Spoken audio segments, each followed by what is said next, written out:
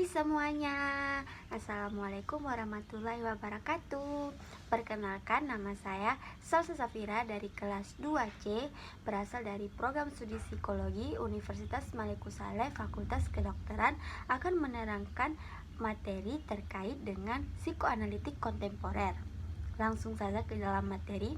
Jadi, Erikson memberi jiwa baru ke dalam teori psikoanalisis dengan memberi perhatian yang lebih kepada ego daripada id dan superego. Erikson mengembangkan ide-ide khususnya dalam hubungannya dengan tahap perkembangan pada peran sosial terhadap pembentukan ego. Ego berkembang melalui respon terhadap kekuatan dalam dan kekuatan lingkungan sosial. Erikson melihat ego sebagai agen pengatur setengah tidak sadar yang mempersatukan pengalaman-pengalaman sekarang dengan jati diri di masa lampau dan juga dengan gambaran diri yang diharapkan. Ia mendefinisikan ego sebagai kemampuan seseorang untuk menyatukan pengalaman-pengalaman dan tindakan-tindakan yang dengan cara yang adaptif. Nah, selanjutnya ada struktur kepribadian, yaitu ego kreatif.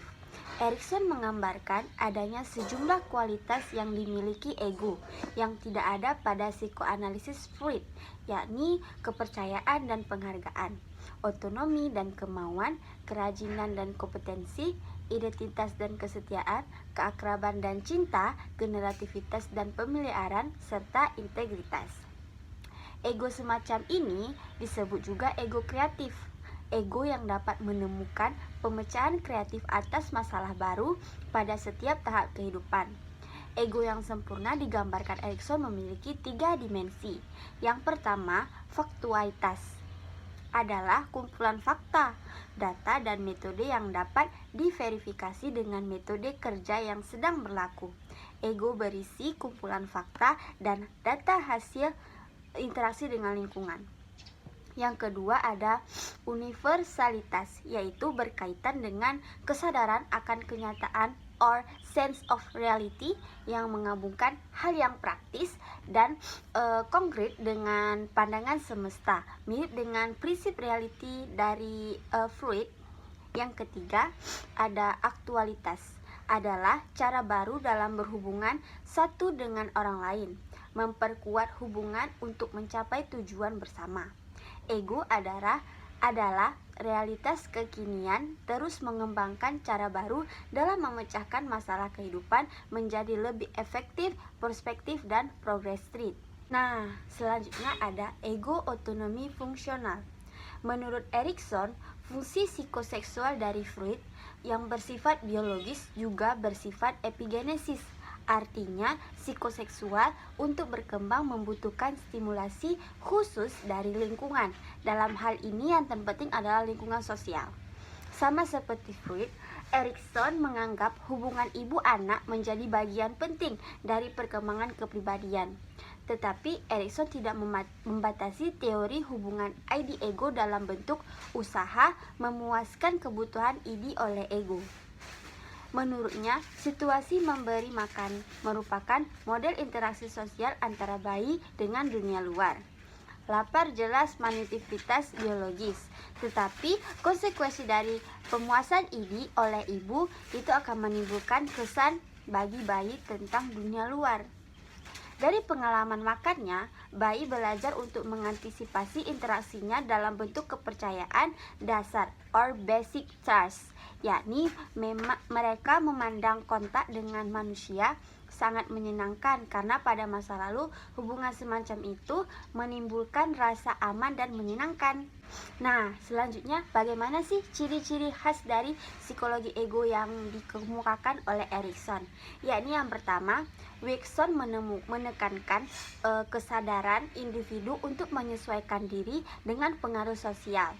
Pusat perhatian psikologi ego adalah memasukkan ego yang sehat, alih-alih konflik salah sesuai yang neurotik. Nah, yang kedua itu Erikson berusaha mengembangkan teori insting dari Freud dengan menambahkan konsep epigenik kepribadian. Terus ada Erikson secara eksplisit mengemukakan bahwa motif mungkin berasal dari impuls ID yang tak sadar. Namun, motif itu bisa membebaskan diri dari ID seperti individu meninggalkan peran sosial di masa lalunya.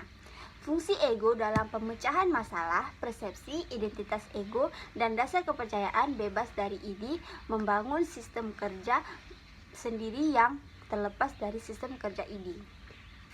Yang terakhir ada Erikson menganggap ego sebagai sumber kesadaran diri seseorang selama menyesuaikan diri dengan realita. Ego mengembangkan perasaan berkelanjutan diri dengan masa lalu dan masa yang akan datang. Nah, materi selanjutnya ada perkembangan kepribadian teori psikososial. Yang pertama ada prinsip epigenetik. Menurut Erikson, ego berkembang melalui berbagai tahap kehidupan mengikuti prinsip epigenetik, istilah yang dipinjam dari embriologi. Perkembangan epigenetik adalah perkembangan tahap demi tahap dari organ-organ embrio. Ego berkembang mengikuti prinsip epigenetik, artinya tiap bagian dari ego berkembang dari perkembangan tertentu dalam rentangan waktu tertentu yang disediakan oleh hereditas yang berkembang. Tahap perkembangan yang satu terbentuk dan dikembangkan di atas perkembangan sebelumnya. Ini analog dengan perkembangan fisik anak yang dimulai dari merangkak, duduk, berdiri, berjalan, berlari.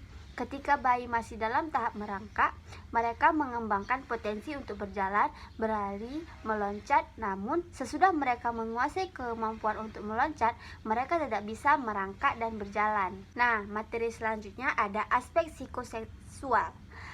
Teori perkembangan dari Erikson ini melengkapi dan menyempurnakan dari teori Freud dalam dua hal. Yang pertama itu ada melengkapi tahapan perkembangan menjadi 8 tahap, yakni tahap bayi, anak, bermain, sekolah, remaja, dewasa, awal, dewasa, dan tua. Freud hanya membahas 4 tahapan dari bayi sampai usia sekolah.